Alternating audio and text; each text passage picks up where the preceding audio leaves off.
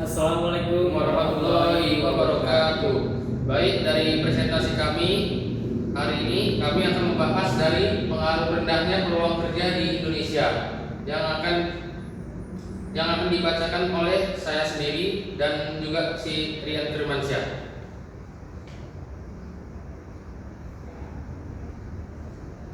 Baiklah, saya akan menjelaskan tentang latar belakang, yaitu peluang kerja merupakan salah satu faktor penting dalam meningkatkan kesejahteraan masyarakat dan mendorong pertumbuhan ekonomi suatu negara. Di era globalisasi dan digitalisasi saat ini, dinamika dunia kerja mengalami perubahan yang sangat cepat. Munculnya teknologi baru, perubahan pola konsumsi, serta tuntutan pasar global menuntut tenaga kerja yang adaptif, inovatif, dan memiliki keterampilan yang relevan dan kebutuhan industri. Adapun rumusan masalahnya ada 6 macam. Yang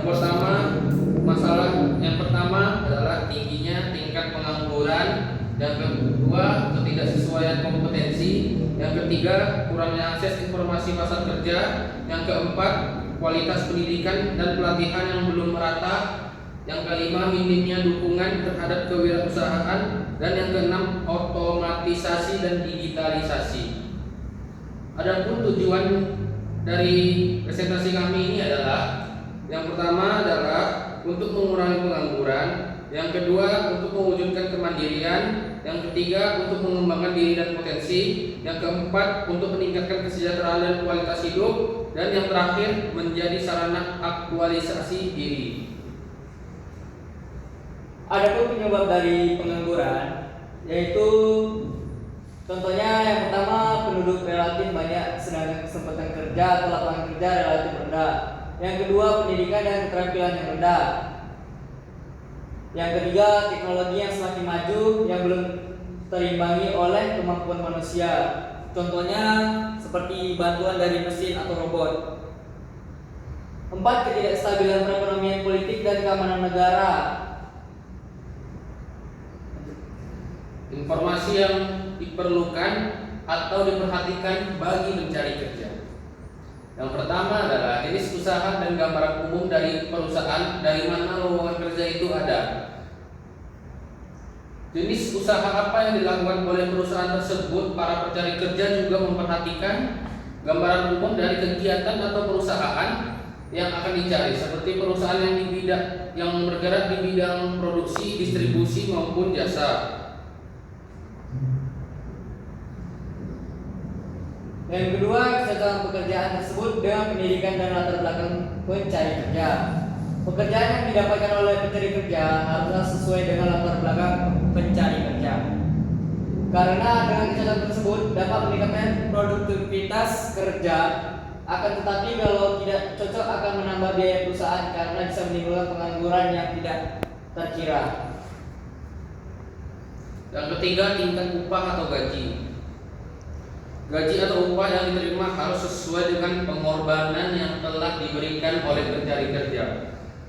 Standar gaji perlu diperhatikan karena berhubungan dengan kelangsungan hidup pencari kerja.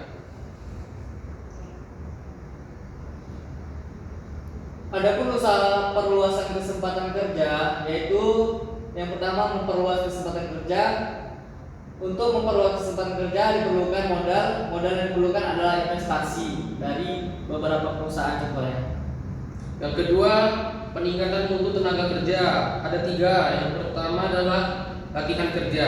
Latihan kerja merupakan proses pengembangan keahlian dan keterampilan kerja yang langsung dikaitkan dengan pekerjaan dan persyaratan kerja. Yang kedua, pemagangan. Pemagangan adalah latihan kerja langsung di tempat kerja yang bertujuan untuk memantapkan profesionalisme yang dibentuk melalui latihan kerja. Dan yang terakhir adalah perbaikan gizi dan kesehatan untuk mendukung ketahanan kerja dan kemampuan belajar dalam menerima pengetahuan baru dan meningkatkan semangat kerja. Baiklah, adapun sedikit kesimpulan dari presentasi yang sudah kami jelaskan tadi, yaitu kesimpulannya adalah kesempatan kerja yang luas dapat memaksimalkan para pekerja dan meningkatkan pendapatan nasional. Apabila tenaga kerja sebagian besar atau semua dapat tertampung di lapangan kerja, maka hasil produksi baik barang atau jasa akan meningkat tentunya. Pendapatan yang diterima oleh masyarakat akan bertambah banyaknya.